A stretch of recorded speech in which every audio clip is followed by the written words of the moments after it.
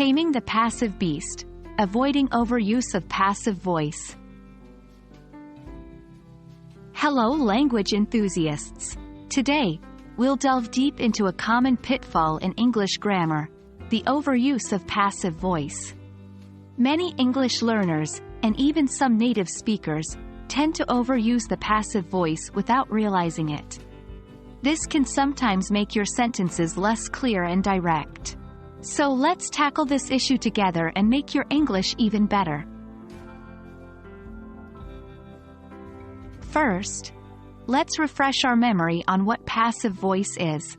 In passive voice, the subject of the sentence receives the action, rather than doing it. For example, the ball was kicked by John, instead of, John kicked the ball. While it's a necessary part of English grammar, too much of it can lead to confusion and verbosity.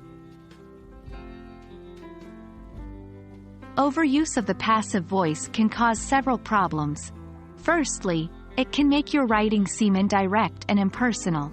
Instead of saying, "I made a mistake," if you say, "mistakes were made," it lacks accountability and specificity.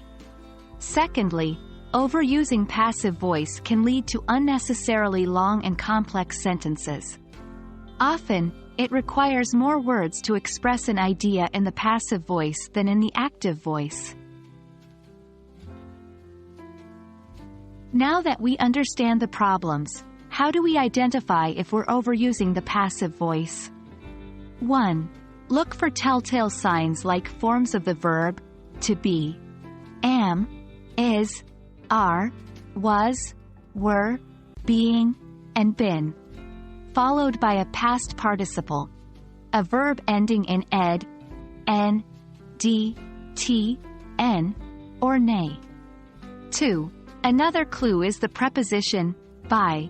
While it's not always present in passive sentences, its presence often indicates a passive voice construction. Once we've identified the overuse, how do we correct it? The best way is to flip the sentence. Make the object of the passive sentence the subject of an active sentence. For example, instead of saying, "The book was read by me," say, "I read the book." It's simpler, more direct, and more personal.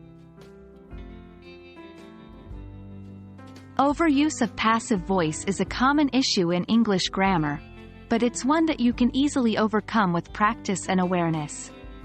Remember to keep your sentences direct and simple where possible, and don't be afraid to use I and we to take ownership of your actions. Happy learning, and see you in our next English adventure.